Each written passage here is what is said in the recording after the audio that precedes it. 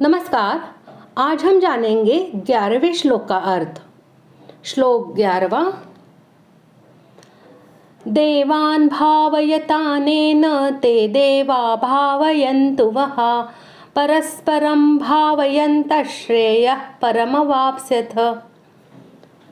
श्लोक का अर्थ, तुम लोग इस यज्ञ के द्वारा देवताओं को उन्नत करो और वे देवता तुम लोगों को उन्नत करें।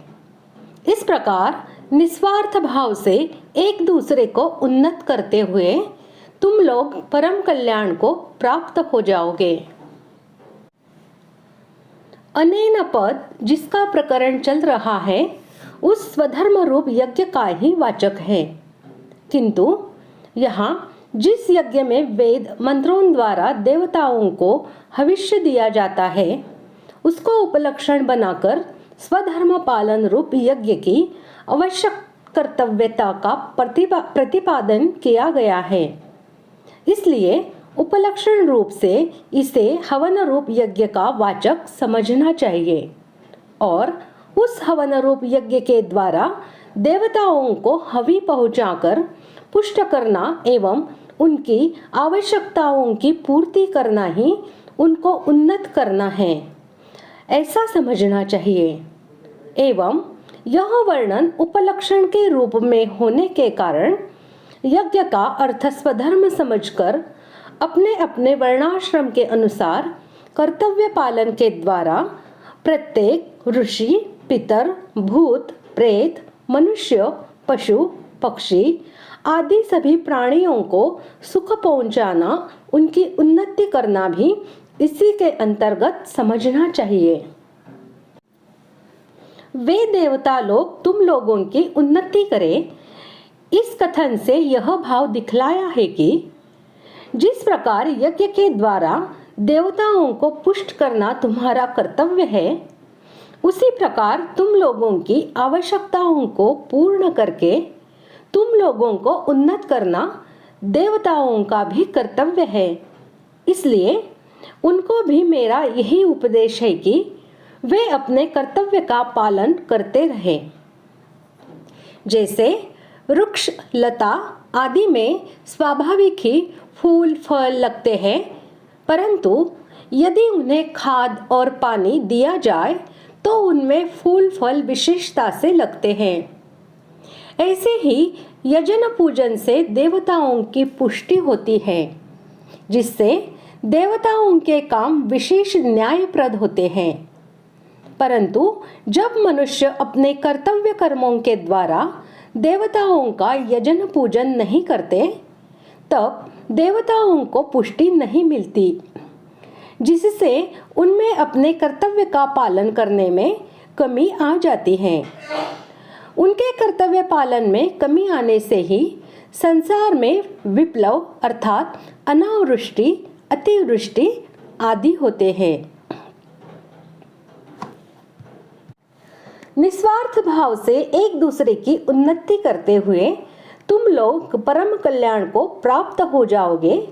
इस कथन से ब्रह्मा जी ने यह भाव दिखलाया है कि इस प्रकार अपने अपने स्वार्थ का त्याग करके एक दूसरे को उन्नत बनाने के लिए अपने कर्तव्य का पालन करने से तुम लोग इस सांसारिक उन्नति के साथ साथ परम कल्याण रूप मोक्ष को भी प्राप्त हो जाओगे।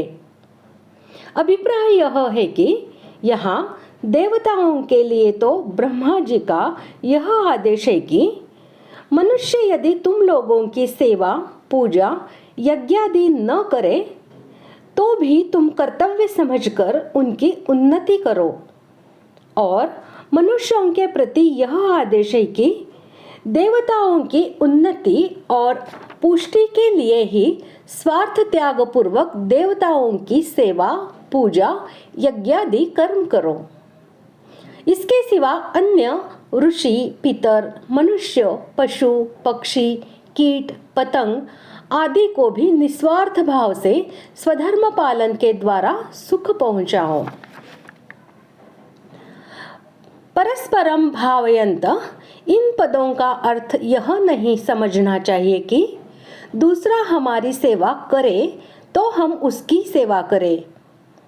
प्रत्युत यह समझना चाहिए कि दूसरा हमारी सेवा करे या न करे, हमें तो अपने कर्तव्य के द्वारा उसकी सेवा करनी ही है। दूसरा क्या करता है क्या नहीं करता, हमें सुख देता है या दुख, इन बातों से हमें कोई मतलब नहीं रखना चाहिए, क्योंकि दूसरों के कर्तव्य को देखने वाला अपने कर्तव्य से विमुख हो जाता है। परिणाम स्वरूप उसका पतन हो जाता है। दूसरों से कर्तव्य का पालन करवाना अपने अधिकार की बात भी नहीं है। हमें सबका हित करने के लिए केवल अपने कर्तव्य का पालन करना है और उसके द्वारा सबको सुख पहुंचाना है। सेवा करने में अपनी समझ, सामर्थ्य, समय और सामग्री को अपने लिए थोड़ी सी भी बचाकर नहीं रखनी है, तभी जड़ता से सर्वथा संबंध विच्छेद होगा।